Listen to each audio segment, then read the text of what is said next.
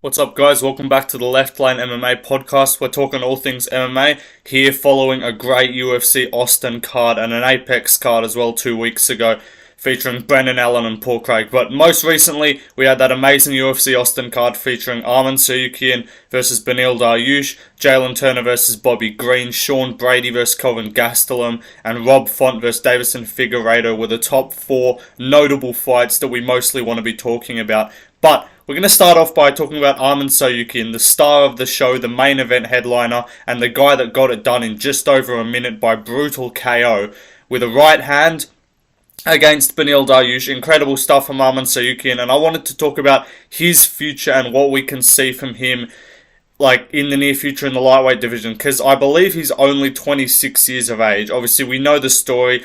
He came in on short notice in his debut, fought Islam Makhachev, had a really close fight, had a good fight where he tested him in the grappling, and since then he's basically won every fight. He lost a close decision to Mateusz Gamrot, which a lot of people did think he won, but regardless, since then, obviously he beat Damir Ismagulov, and now he beat another unranked guy, and now he's beat Dariush by KO. He finds himself in the top 5, ranked number 4 in the lightweight division, and he's probably one fight away from a title shot. Could be looking at an Abu Dhabi versus October against Islam Makhachev next year. That could be something that we could see. But incredible stuff from Arman Tsarukyans, and overall the fact that this guy's only 26, he's only going to be getting better. So I'm just really intrigued to see what he holds, what the future holds for him in the division, because there's a lot of other good lightweight prospects. There's a lot of young lightweights like Bernard St. Denis, Jalin Turner.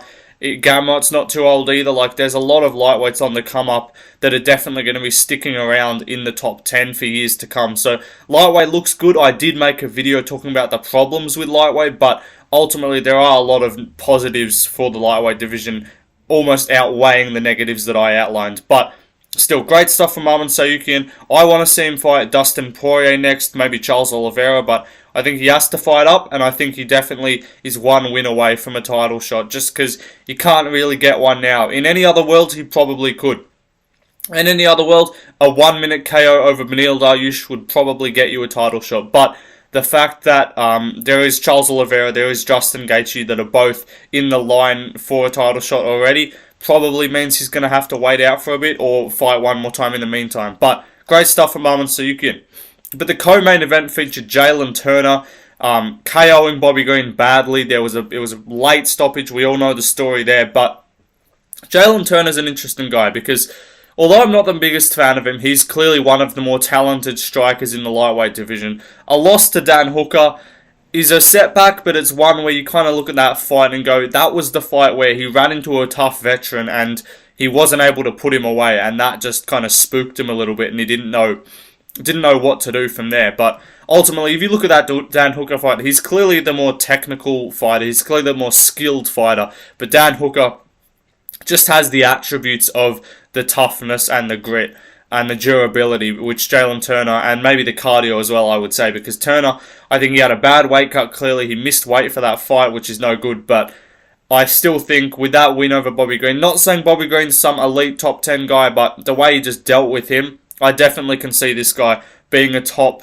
10, maybe top 5, even potentially challenging for a belt one day. Because again, he's young too. I think he's 28 or something, 29 maybe. But Jalin Turner's another guy to watch. Lightweight, as I said, lots of prospects to watch. But with Jalin Turner, it's tough on who he's going to fight next because, as I said before, with so many prospects existing in the lightweight division, and something I did highlight in my video about the problem with the lightweight division is there's not enough guys that are willing to fight down and offer and defend their ranking, like Dustin Poirier, Michael Chandler. These guys aren't defending their ranking, they're just trying to sit around and wait. So there's not too many opportunities. Dariush is the only guy really that can offer a jump up into that top 6, top 7 of the division. Benil's ranked number 7 now, so that's definitely a guy that either Jalin Turner or Bernard St. Denis could fight as a jump up, but the other one's probably going to have to end up fighting around outside the top 10 still and have to defend their spot, maybe even fight an unranked opponent. Would be not ideal, but it could end up happening just because there aren't, the way the lightweights set out, we got Islam as the champ, Oliveira and Gaethje waiting for title shots, Arman's now in line for a top 5 opponent next, Poirier's waiting, Chandler's waiting for Conor, Fizie's injured, Dariush is coming off a KO loss, Dan Hooker's got a broken arm, RDA's not fighting at lightweight anymore, so a lot of these guys just either can't fight right now or aren't even willing to step in the cage against the top 5, top 10 guy, or top 15 guys. So it's going to be tough for Jalin Turner, for even Arman Tsarukyans, for guys like Buenos Saint Denis to get that jump up that they need to really put themselves in line for a top 5 kind of opponent. But we'll see what happens. The other big story coming out of it, obviously we did have Sean Brady get a big win, but I wanted to talk more about Deiveson Figueiredo. I think he was arguably the biggest story coming out of this weekend, with a big win over Rob Font, a unanimous decision, 30-27 on all 3 cards.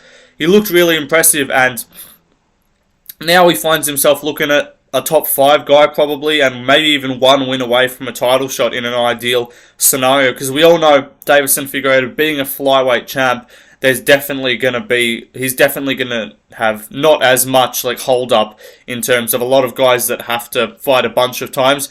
He's kind of just beat Rob Font. Now he finds himself either 1 or 2 wins away from a title shot. Definitely looking at probably a top 5 guy next. I want to see him fight Peter Yan. I'm sure other people are going to be asking for that fight too, but Figueiredo, he looked great against Rob Font. The speed looked great. The power held up. He took the shots well as well, so he wasn't getting rocked at all by Rob Font. Even his grappling looked good. He took Font down a couple times. So, Deiveson Figueiredo, bantamweight's a new player and definitely someone to watch. But welterweight. So again, Sean Brady got the win, but I wanted to talk less about him and more about welterweight overall, because we got 3 big welterweight fights taking place 2 weeks from today, or 2 weeks from the card on Sunday. With UFC 296, obviously the main event, Leon Edwards versus Colby Covington to crown an undisputed champion. We've got Shavkat Rakhmonov versus Stephen Thompson, big fight, number 6 versus 7, I believe, or 5 versus 6, I'm not sure. And then we've also got Ian Gary versus Vicente Luque. Sean Brady has called for the winner of that fight. I don't mind that. Sean Brady's now ranked number 7, I believe. So Ian Gary versus Vicente Luque is 10 versus 9. So winner of that's going to be probably number 9 or 8. 8 versus 7 makes sense to me. Winner can probably fight a top 5 guy. But it's going to be interesting because I hypothesize whether Shavkat or Wonderboy, whoever wins there, I suspect it'll be Shavkat. I wonder whether the winner of that is going to get put into a title shot straight away, or whether they are going to have to wait out a little bit. Because obviously there is Bilal. He is on a big streak. He's claiming his title shot. Dana White said he probably is going to get one, but we all know the UFC is not going to want to put Bilal Muhammad in that position. So it'll be interesting if Shavkat goes out there and just steamrolls Stephen Thompson, because Bilal took Thompson to a decision. So if Shavkat goes out there and just KOs Wonderboy in the first round, you could very well be seeing him in a title fight. I hope for the division's sake and for the movement of 170, and so we can actually get some fights moving through, I hope Leon wins, because we all know if Colby wins, he ain't fighting Bilal, he ain't fighting Shavkat. He's going to pick out, he's going to try and give Dustin Poirier a title shot or something. He's going to try and fight Islam, or try and go up and fight Strickland or something like that. So I don't want Colby to win. I know everyone thinks Colby winning is going to be amazing, but in the long run, I think that's going to be terrible for the division if Colby wins. But yeah, that's all I've got to say about welterweight. We move it back to the Apex card. Obviously, there's not a heap to talk about, but the main guy coming out of that obviously was the main event winner, Brendan Allen. Got a big win over Paul Craig, submitted him in the 3rd round. A very dominant performance. And he proves that he's still, even after a few losses, like he lost to Sean Strickland, he lost to Chris Curtis, he's proving that he is still a major guy in that division. I think he's ranked number 9 now, or number 8. And he could definitely be a top 5 guy in the future. He's young, he looks good. I wouldn't mind seeing him fight Marvin Vettori next. I think that'd be a good fight to make. Vettori's coming off a couple losses, or one loss to Cannonier. Before that, he came off a loss too. So I think Vettori's 1-3 in his last 4, because he lost to Adesanya, and then he lost to Whitaker, and then, or did he, after Adesanya, he lost to, Did he fight Costa after? I forget. But regardless, he lost to Adesanya, he lost to Whittaker, he lost to Cannonier badly. In there, I know he beat Dolidze, but I think Vettori versus Brendan Allen makes a lot of sense, and then Brendan Allen can look to a top 5 guy title eliminator after that one if he wins that. But let's talk about UFC 300 and who's going to headline that event, because the talk was always Conor. It was Conor versus Chandler.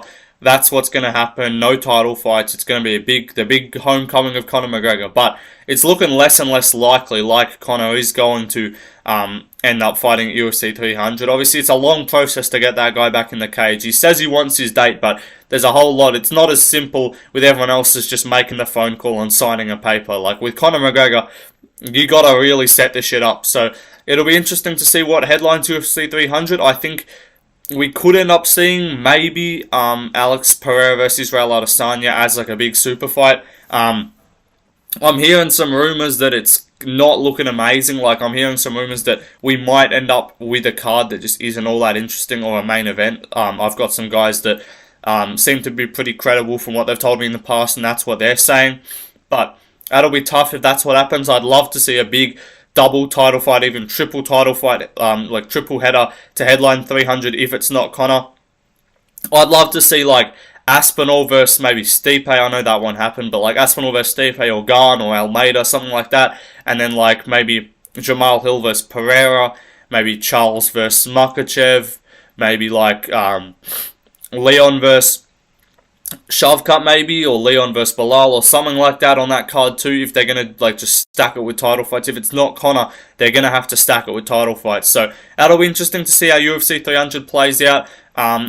Ultimately, I think they're going to need, if it ends up being some shitty non-title fight main event that isn't Conor, if we get some bullshit like fucking Poirier versus Diaz or something, then that'll just be infuriating. And then they're going to really need to stack it with some other better fights. But I'd love to see title fights on that card. I think that's ideal. But we have a lot of title fights booked right now. We got the welterweight strap booked for December, same with the flyweight. We've then got middleweight and then women's bantamweight in January. We've got featherweight in February, and we've got bantamweight in March. So the only ones that we have free are heavyweight, which it won't be Jones. If it's heavyweight, it'll be interim. We've got light heavyweight, which will be Pereira versus Hill or Pereira versus Izzy maybe. And then we've got, what else do we have? A lightweight as well, Oliveira versus Makachev. And then obviously the two women's belts, Zhang Weili versus whoever and Grasso versus Shevchenko is what's looking to be made. But it'll be interesting to see what goes on with UFC 300. Hopefully we do get a stacked card. Hopefully the UFC can come through. But if they give us some Ronda Rousey bullshit, that's not what we want to see.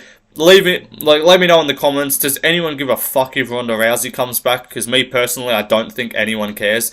But regardless, the next topic and the final topic we have here, we are just going to preview UFC 296. Obviously, we have an Apex card this weekend. Song Yadong versus Chris Gutierrez.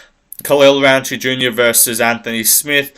Tim Elliott versus Sumo Daji. Nasrat Haqparast versus Jamie Malaki. And then Yung Yong Park versus Andre Muniz. So a solid main card in the Apex there. As far as Apex standards go, it's not too bad. But we push it forward a week and we look at UFC 296. Obviously, the big pay-per-view. Colby Covington versus Leon Edwards.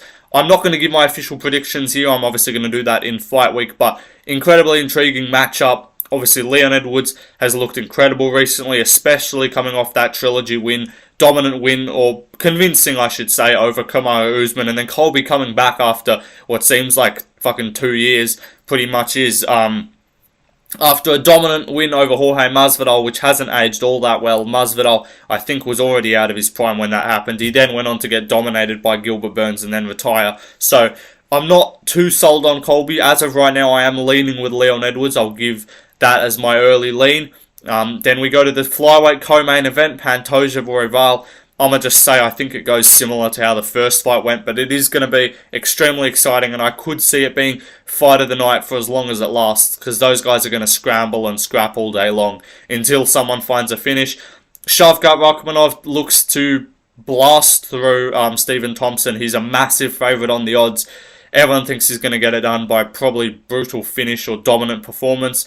We've got Tony Ferguson with kind of the last shot. He's already 6 fights down. Can he get back on the horse or mount one win? Or is he just going to get dominated by Paddy Pimblett? Ultimately, in the striking, I do see him having the advantage, but Paddy's going to be a lot stronger. He's going to be a lot physically dominant, more physically dominant in the cage, which could cause Tony problems. And then to open up the main card, we've got Ian Cucciato Gary versus Vicente Baptized Luque, which is going to be a great fight. Definitely want to see Ian Gary get chinned, but I'm not convinced that it happens. Obviously, we did have a great prelim fight between Josh Emmett and Giga Chikadze. That's now off. Giga pulled out. Diego Lopes has offered a hand to step in. Aljamain Sterling, the former bantamweight champion, has done the same. So we'll watch this space on who gets that slot, because they are looking to find a replacement. They might end up pushing it back because Giga said he's going to be free to go by end of January and February, I guess. But I would like to see them keep it on the card and have a good featured prelim. But apart from that, Cody Garbrandt looks to get back-to-back wins for the first time in 6 years. We've got a bunch of ranked fighters: Menefield versus Jacoby, Durden versus Ulanbekov, Lipsky versus Casey O'Neill, Irene Aldana versus Carol Hosa, Almeida versus Feely, some other good fights, Gaziev versus Boudet. So some great fights on UFC 296, definitely looking forward to it a lot. But those are all the topics that we have to go over. We now move to the public questions. And the first one we've got here is, if I asked for questions, this guy's like, if they got to be MMA questions, then how do you see the current group of lightweight contenders panning out? If not, favourite car. So I was leaning towards MMA questions. This is, after all, an MMA channel. But favourite car, I don't know. I'll take a Toyota or something. Fuck it. But current group of lightweights playing out. He's mentioned Turner, Fiziev, Gamrot, etc. So what I see happening is I see Bernard St. Denis or Jalin Turner. One of them is going to fight Beneil Dariush next. I do think that's what's going to happen. And I think if it's Turner that fights Beneil Dariush, then I think Bernard St. Denis is going to end up getting Dan Hooker. I would like to see Dan Hooker fight Mateusz Gamrot, but I don't think that'll happen. I reckon they're going to go maybe Gamrot versus... I'm trying to think, who would they make Gamrot fight? They could end up going with an Arman rematch if they've just got nothing to do and Arman wants to fight, because I do think Arman would win that. But I do think out of those guys, I see Gamrot kind of hovering around that number 6 spot. I see Turner slowly making his way into the top 5 in the next couple of years, but I do see Bernard St. Denis as the the fastest rising guy out of all of them. I see him being the guy that kind of blasts into the top 5 next year. I think this time next year, he's looking like one fight away from a title shot. I really believe that. I think he's a guy that can really fast-track himself with the way that he fights, the excitement that he has behind his performances. I see Bernard St. Denis being a top 5 guy, 2025 at the minimum. We move on to the next question. It's who's the highest ranked guy Diego Lopes beats. So, I'm going to run through the featherweight division and see what I reckon. So, number 1, obviously, I'll go from 15. So I think he beats Caceres, I think he beats Lerone Murphy, beats Dan Ige, beats Sadiq Youssef, beats Barboza with the grappling. I think he beats Mitchell on the feet. I think he beats Evloev full camp in a rematch. I think he beats Giga with the grappling. I think he beats Cater with the grappling. I think he beats Emmett. Not sure how he does it. I think he gets it all around. I think he could crack him on the feet. I think he would lose to Poirier as of right now. I think he probably maybe loses to Allen right now. I think he beats Ortega, loses to Max, loses to Yair, and loses to Volk. So I think Ortega he could beat, but I think he loses to Allen and to Poirier, even though Ortega's ranked above them. Next question. Where do you want the UFC to go that they haven't been before? So I'm not across where the UFC's been and hasn't been, but I'll just talk about where I want them to go next year. So we've already got locations like Canada. We've got a bunch of locations in America. We've got Saudi Arabia, Mexico. I want to see a really good London pay-per-view featuring Tom Aspinall, Leon Edwards, that kind of thing. I want to see a great France card with Cyril Gane, with Bernard St. Denis, Nassourdine Imavov, Manan Fiorot as well, all those fighters. I want to see Spain, which is what they're talking about, with Ilia Topuria. Even if he beats or loses to Volk, if he beats Volk, you can do Holloway for a first title defense or Volk in a rematch. If he loses to Volk, you could just do Yair, the winner of Yair versus Ortega. You could do that in Spain as well. That works perfectly. I want to see them go to China. I want to see them do that right. I want to see Zhang Weili versus Yan Zhenan in China, Song Yudong, Li Jingliang, all those guys on that card. I'd like to see another few good Australia cards so I can go watch some UFC, because I went to Perth for UFC 284. I didn't go to the Strickland Adesanya card because on paper it wasn't that good, so I didn't bother. But I'd love to see him come back to Victoria, Sydney, and I'll go to the next card if they get another good fight on there. Where else do they need to go? Probably another solid Brazil card I wouldn't mind. A Central Europe location like a Poland or something like that, featuring maybe like Rakic or Jan Blachowicz or something like that. One of those guys, maybe Krylov in that spot. But apart from that, I think Africa's more than a year away. I don't think we see that this year or next year, sorry.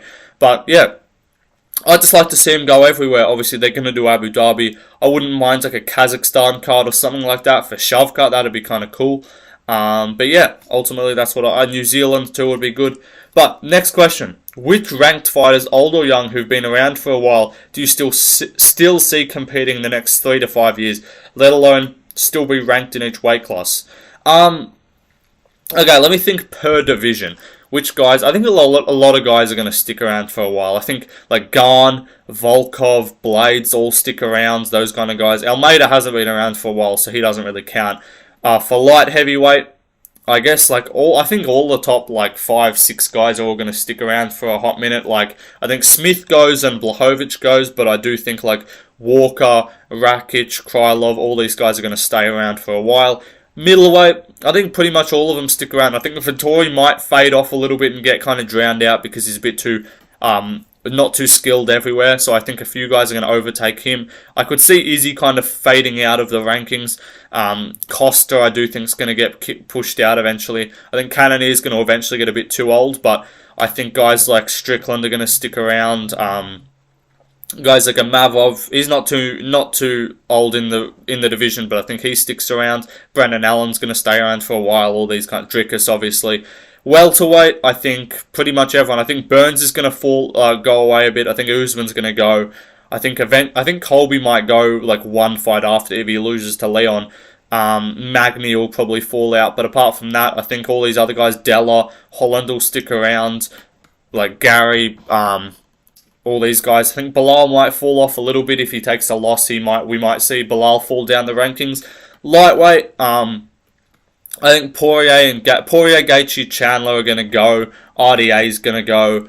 Dariush is going to go. Bobby Green's going to go. And I think everyone else is going to rise up more. Featherweight, I think if Volk loses to Poirier, that's going to spark the beginning of a downfall where we see him not win too many more fights. I think Ortega's going to fall off a little bit. I think Emmett's going to go after, maybe if he loses at UFC 296, he might leave. Barboza, I think, doesn't have a lot left in him. Bantamweight, I think Aljo's leaving bantamweight now. I think Cejudo doesn't have that much longer in him. Font, I think you're going to see on the way out. Cruz as well. But yeah, and then flyweight, I think Perez is going to go. And that's about it for flyweight. I think maybe Schnell, Tim Elliott probably. But I know I've kind of reversed the question. You asked who's going to stick around for a while. I've asked who's going to leave. But yeah, that's alright. Good question. Okay. Starting with the winner of Leon Colby, could you lay out your expectations for welterweight over the next year or two? Considering Gary, Shavkat, Della, all undefeated prospects in the top 15, also MVP potentially entering the mix, Bilal demanding a title shot, all a big mess. Seems like there's a lot to play out. Yeah. So, I'm going to give my play out. I think Leon wins.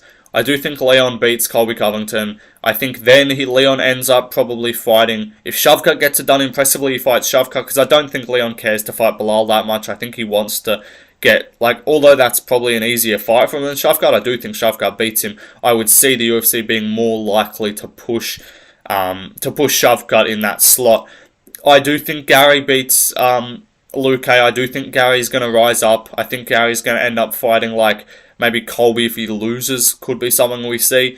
I think we see Brady kind of edge his way towards the top 5. I think Usman's going to slip out a little bit, as I said. I don't think he's going to get lose his way out of the rankings in terms of losing a bunch of fights. I think he's just not going to fight that many more times. I think Burns, as much as it pains me to say I like Gilbert, but I think he's going to slip out a little bit. And I see like guys like Della, I think is going to fight Jeff Neal. I think that's a fight that gets made. And then I think if he wins that, he might end up fighting Gilbert Burns. Holland versus MVP could get made. I could see that happening. Mike Malott, if he beats Neil Magny, could probably fight like Vicente Luque if he loses to Gary. That might be something that happens. But yeah, a lot to play out. I think ultimately the next title fights I do think is going to be Leon versus Shavkat. I think Shavkat wins, and then I think he ends up fighting maybe Bilal in like an Abu Dhabi sort of setting. They could end up doing that, and just say like, because we know Shavkat will beat Bilal, so just like give both of them probably have an audience in that kind of area. So yeah, next question. What do you think of a matchup between Jan and Figgy? I think Figgy may be tricky for Jan, given that he doesn't put a lot out there, but I still have Jan figuring him out. In a 3-rounder, I would pick Figgy. In a 5-rounder, I'd go with Jan to take over. I think Figgy's just actually like pretty solid, honestly. Like, he's not going to be majorly like smaller than Jan, so I don't see Jan like tossing him around and grappling him. I don't see Jan like sparking him out at all. Jan doesn't really have like one-shot KO power. Like, Jan doesn't just explode and KO people. He's more of a sniper. So obviously we know Jan did pick up the output and fight aggressively against O'Malley in a 3-rounder, but I could see Figgy. I would ultimately pick Jan, but I think 3 rounds definitely could be a close one. We could end up seeing like a split decision. Next question. How do you think Figueiredo fares against the top 15 of bantamweight? So that flows off that question pretty well.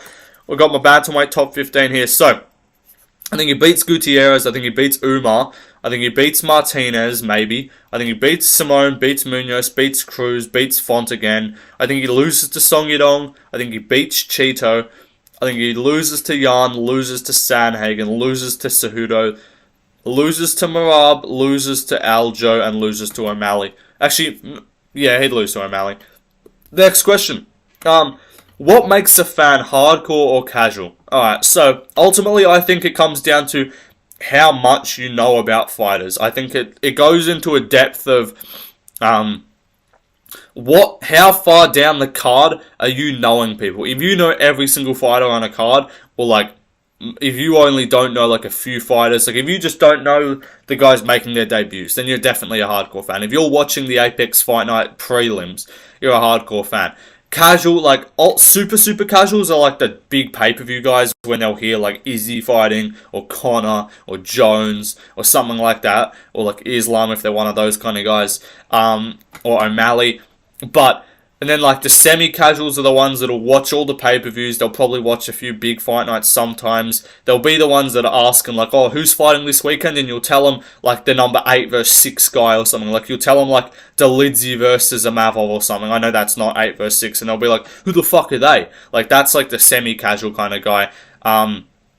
And then you get into like a medium kind of casual-y hardcore sort of guy that'll know most of the fighters in the rankings that have like been around for a bit, but he won't know like the new guys. Like they won't know Bernard Saint Denis. They won't know like Muhammad Makayev probably. They wouldn't know Jonathan Martinez. They wouldn't know. They might not be across Jalton Almeida or something like that. Those are the kind of medium one. Like they're still casual, and then you're getting into semi-hardcore, which is like you know all the ranked fighters. You're across a few unranked prospects. Like if you see a fight like Ikram versus Hernandez, Fluffy Hernandez, you're like, that's a great fight. But you won't know a fight maybe like Sadikov versus Borshev. You wouldn't be across a matchup like that and be like, that's a fucking sick fight. And then you get into like the real hardcore where you pretty much know all the fights. You're looking at prelims. You're looking at like guys that make their debut after one fight and they become like a real thing. You're paying attention to unranked fighters after their debuts, like those kind of guys. Like you look at matchups on prelims, like Kevin Giuseppe versus Song Kanan, and people would be like, "Who the fuck are they?" And you'd be like, "That's actually a great fight." Or guys that like you look at an Apex card and you're like, "Damn, there's actually like 5 or 6 like solid fights on here." Like this weekend's card, I'll give you an example. People are saying that card is dead as hell. I'm gonna just get that card up real quick. Because a lot of people would be like, "What? I know Anthony Smith. He's the guy that lost to Jones. Oh, I've heard of Song Yadong, but who are these other guys?" But let me just get this card up real quick. The hardcore fans are the ones that can actually see the good in these cards. Let me read this card out to you. So there's some random women's fight. That's fine. You don't care about that. Tatsuro Taira, second fight on the prelims. Like, that's a guy the hardcores are looking at. Like Garcia versus Mazelquias Costa. That's a fight that the hardcores are looking at as a fun scrap. Like, Park versus Ross is a decent fight. Song Kanan versus Kevin Gisay is a good fight. Park versus Maniz is a great fight. Malaki versus Hackprice will be a banger. Elliott versus Sumadalji, that's 2 top 15 ranked fighters. People probably wouldn't even know who those are if you're not a real fan of the sport. Smith versus Roundtree, like, that's a good fight. Song versus Gutierrez, it's one-sided in my opinion, but it's still a fun fight. And Song Yadong's a guy to keep your eye on as like a top 5 guy. That's kind of what makes people like hardcore casual, in my opinion. It's easy to say casual as like, oh, just the McGregor guy, the guy that only knows McGregor, but hardcores will be like, casuals will be like guys that won't even know, like, real casuals are like, not even know, like, top 10 guys. Like, they won't even know, trying to think, like, Nikita Krylov. They would have never heard of him. They won't know guys if they haven't been on, like, pay-per-view main cards. Like, the casuals are the ones that just watch pay-per-view main cards, and some of them even only watch the title fights. Like, some of people I know didn't even know Pantoja until he won the belt against Moreno. Like, they didn't even know who he was. Like, those are the casuals. But I went on a bit of a rant there. Next question. Seeing the success of fighters moving up or down a weight class like Whittaker, Figgy, etc., are there only top 15 fighters that would benefit from moving up a weight class? I'm trying to think here. I'm going to include moving down too, so I think... But there's less that would benefit from moving down. I'm trying to think. Flyweight? Anyone else moving up? Nah. Bantamweight? Aljo's moving up. I think that could end up being good for him. Lightweight, I think Islam would do well at welterweight as well. I'm trying to think anything else. Lightweight, nah. Welterweight, I think Leon actually would do well at middleweight, because a lot of guys would do well at middleweight because not a lot of grapplers there, so he's going to have striking matches with a lot of them. Like, I'm just going to go off the record and say I think Leon's like a top 3 middleweight right now. Like, he'd probably lose to Strickland and probably get overpowered by Dricus and Whittaker, and he probably loses a technical striking match to Izzy. But apart from that, I think he beats everyone else at middleweight, like the strikers wise. So, and then light heavyweight, I wouldn't mind seeing, like, I think a lot of light heavyweights should move up, honestly. I think Ankalaev would do great at heavyweight, just given the fact that there aren't that many grapplers there, and I think he's a better striker than, like, most of them. Rakic, even Blachowicz, I wouldn't hate to see move up. But then on the other side, Almeida could honestly have success at light heavyweight just because he'd be massive. But good question. Next one. Where do you think Dariush goes next? I'd love to see him fight Dan Hooker. That'd be a good fight, I think Dariush is going to get fed to either Turner or BSD, as I said before. I do think he's going to cop the short straw, and I think he's going to have to he's going to get his way, like, just beat out of the rankings. Like, he's just going to get brutally KO'd all the way outside the top 15 until the UFC don't have any use for him. Because once you're in the rankings, if you're not winning fights, you're basically the guy that gets fed to contenders. So, I do think BSD is going to get... I think he's going to get fed Dariush.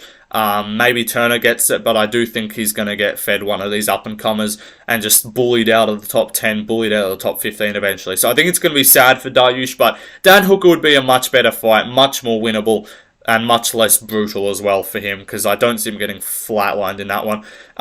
Next one. What fights do you want to see at the start or mid-2024? So just fantasy matchups for 2024, I guess. Alright, let me think. So obviously Pereira versus Jamal Hill, Pavlovich versus Garn, Almeida versus Blades, Yuri versus Johnny Walker, let me think, Dricus versus Hamzat, Sean versus Hamzat. I want to see some other one, let me think, welterweight, I want to see Shavkat versus Leon, I want to see Gary versus Colby. I think that'd be just fun for the build-up, for the trash talk. I want to see Della versus Jeff Neal. Lightweight, I want to see Islam versus Arman. I want to see Gaethje versus Islam. I want to see Arman versus Poirier even. Fiziev versus... I want to see... what else do I want? Featherweight, I want to see Lopes versus Ortega. Lopes versus, like, just these top 15 guys. I want to see Yair versus Topuria. I want to see Topuria versus Holloway. I want to see Barboza versus Cater. Bantamweight, I want to see Song Yadong versus Peter Yan. I want to see Figgy versus Peter Yan. I want to see O'Malley versus Sandhagen. I want to see Merab versus Cejudo, I guess. I want to see Martinez versus Dominic Cruz. Martinez versus Chito Vera. Umar versus Pedro Munoz would be a good fight. Flyweight, I want to see Manel Kape versus Kai Kara France. I want to see Pantoja versus Manel Kape rematch would be fun. I want to see Moreno versus Moreno versus Manel Kape 2 would be great. Yeah, those are the fights I want to see. Just named off all the ones that came to mind. What are your top 10 pound for pound MMA fighters of all time? Greatest fighters of all time, pound for pound. Alright, gonna go off the top of my head. Jones, okay, 1. Jones, GSP, DJ, Silva, Volk, don't come at me, Volk's 5, Khabib 6, Stipe 7, Aldo 8, DC 9, Izzy 10, or no, Usman 10. I probably forgot someone, but don't get mad. That was a quick list off the top of my head. Next question: Who are the best and worst mic speakers in each division? All right, let's give this a crack. All right, heavyweight, best on the mic. I would say maybe Tai Tuivasa he's always fun. Worst on the mic, Aspinall's solid on the mic at times, but then at all other times he kind of bitches it a little bit. He just apologized to Jones. He should have doubled down and say, "Nah, fuck you, Jones." Pavlovich is actually a funny guy. Who's bad on the mic? Blades just doesn't say anything notable. Garn's terrible on the mic. Garn's awful on the mic. Light heavyweight, best on the mic, Pereira. Come to daddy. Worst on the mic, probably Ankalaev. Just bad personalities at light heavyweight. Maybe Smith's not great. Middleweight, obviously Strickland's best on the mic. Worst on the mic, Adesanya. No, worst on the mic, probably Hamzat's shit on the mic, I'll be honest. Tell me... Actually, no, he's not shit on the mic, but he's not good. Who else? I'm trying to think who's bad on the mic. Vittori never really says much compelling. Cannonier's pretty shit on the mic. He really never gives you anything. Welterweight, best on the mic, Colby. Worst on the mic at welterweight would be Bilal. He just makes you want to fucking hate the guy every time he speaks. Lightweight, worst on the mic's Beneil Dariush. Best on the mic, I'm inclined to say Islam's solid. Oliveira's solid on the mic.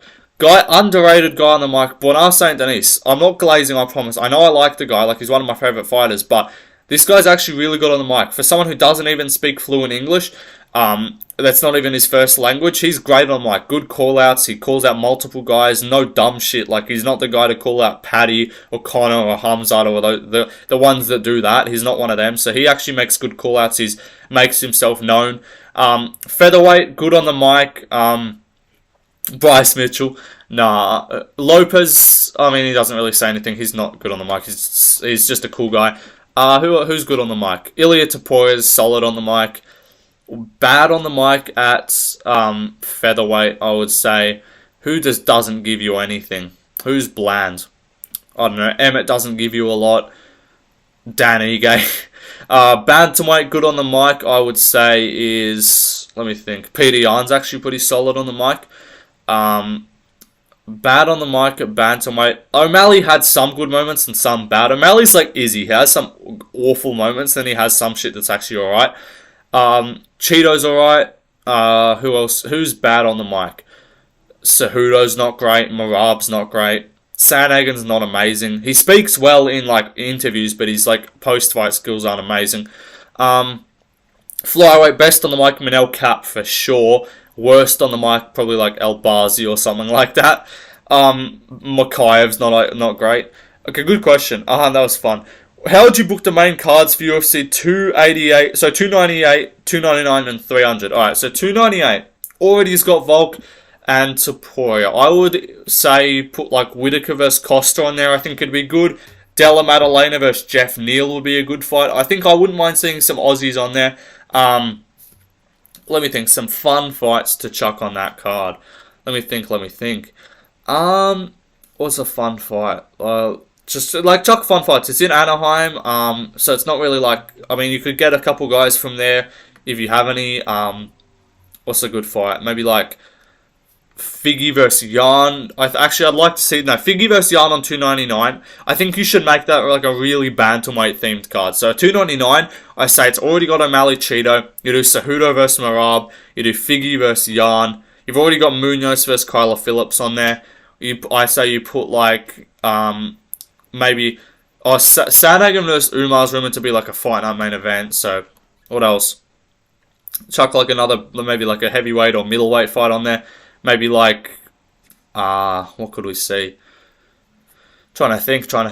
You put me on the spot here. I didn't prepare for this. What's a good fight? 300, as I said, I think you just need like a bunch of title fights and just big names. But 299, what else would be good? It's in Miami. Any other guys from Miami? I mean, if Colby wins, you could chuck, or Colby versus Ian Gary on there. I wouldn't mind if Colby loses. That'd be a cool fight. Yeah. Next question. Aljamain versus the top 10 at featherweight, Max versus the top 10 at lightweight, and Dustin versus the top 10 at welterweight. Alright, let's get my rankings going here. So, Aljo versus top 10 at featherweight. I'll just do top 15. Okay, so Aljo beats Caceres, beats Barboza, beats Ige, beats Mitchell, beats Yusuf, loses to Evloev, beats Giga, beats Cater, beats Emmett, loses to Taporia, loses to Allen, loses to Ortega, loses to Max, loses to Yair, loses to Volk. Holloway versus top 15 at lightweight. Beats Dober, beats Green, beats Moicano, loses to BSD, beats RDA, loses to Turner, beats Hooker, loses to Fazeev in a 3-rounder, beats Dariush, beats Gamrot, loses to Chandler in a 3-rounder, loses to Arman, loses to Poirier, loses to Gaethje, loses to Oliveira, loses to Islam. And then Dustin versus welterweight. Let me get my welterweight rankings. Beats Renat, beats Chiesa, beats Magny, beats Holland, loses to Della, loses to Gary, beats Luque, loses to Brady, loses to Neil, loses to Wonderboy, loses to Shavkat, loses to Burns, Colby, Bilal, Usman, Leon. That's a good question. Next one. How would you predict my dream UFC 300 main card? All fights except main event and championship fights are 3 rounds. Alright, so Conor versus Chandler. I would go with Chandler if he fights smart, but Conor, if they stand, I could see Conor chinning him. Makhachev versus Oliveira 2. I think Makhachev probably wins, but I would hope Oliveira wins. Pereira versus Jamal Hill. I think Pereira cooks him up with the leg kicks. Israel Adesanya versus Chimaev. Chimaev smokes him. Submission in the first. Poirier versus Holloway 3. Poirier would win. Usman versus Bilal. I would pick Usman. Paddy versus Moicano. I would pick Moicano. Next question. What do you think about Rebellis Despain coming to the UFC? How do you think he fares in the top 15 of heavyweight, and can he be champion? So, if you guys don't know this guy, Rebellis Despain is a Cuban heavyweight who is 6'7" with an 87-inch reach that just got signed to the UFC. His last 3 fights are a combined 19 seconds, and the last 2 were 5 seconds and 3 seconds respectively. He's got an Olympic Taekwondo background, so this guy's crazy striker, super quick, super athletic. I think he beats De Lima, I think he beats Nascimento, I think he beats Romanov, beats Rosenstruck, beats Tybura, beats Lewis, beats Ty, loses to Spivak because we haven't seen much of his grappling, loses to Almeida, loses to Volkov, loses to Blades, beats Stipe. As much as I hate to say it, honestly, I could see him beating Stipe, but I'll give Stipe respect. Loses to Stipe, loses to Pavlovich, Gunn, Aspinall, and Jones. I want to see his grappling, but his striking looks sick, so I don't want to make too many conclusions, but let me just say, anyone above 25% body fat, he beats at heavyweight. Next question.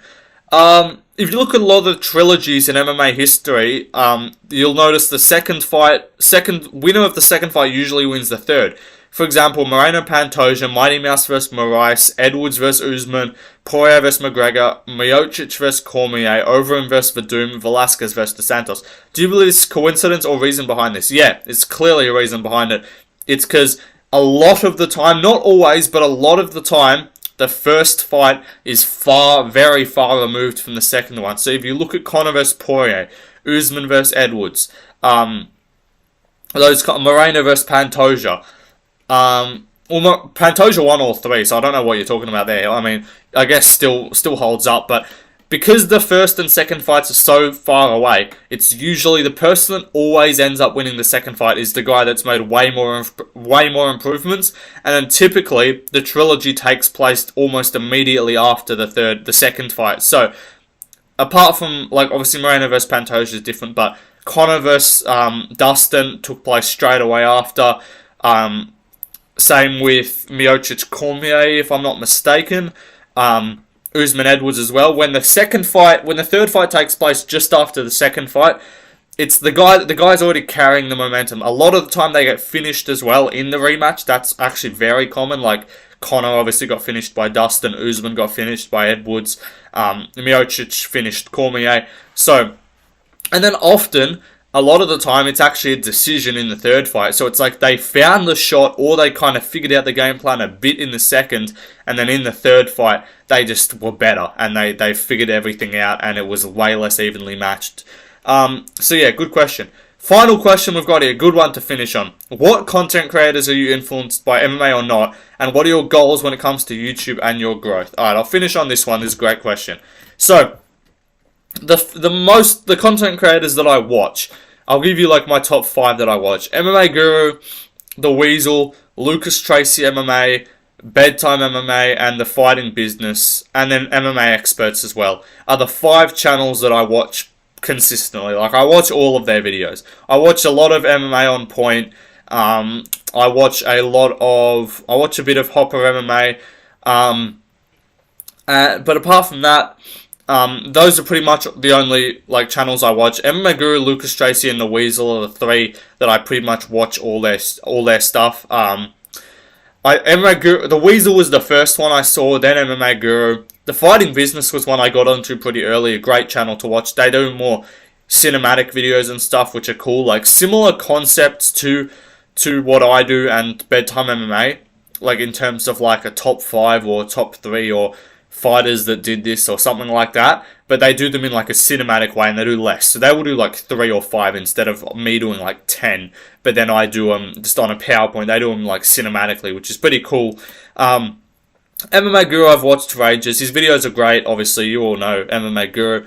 I do think, I'm not the one to be handing out like criticism or anything like that, but if I am being honest, I do think MMA Guru, as far as his streams and stuff go, while he himself is a good streamer, I do have to say his live chat has kind of killed the streams a lot, and I find, honestly, I can't watch a lot of his streams because it's just constant, like, you have to dono to get your shit read. So fair play to him because he's got enough of an audience where people are willing to pay money to have their messages read. Like, that's fine. That's cool. Like, if people donate money to you, that's sick. Like, good for him. But it gets to the point where the actual MMA dialogue never happens, and it's almost like people pay money for the just shitty impressions and all that kind of stuff.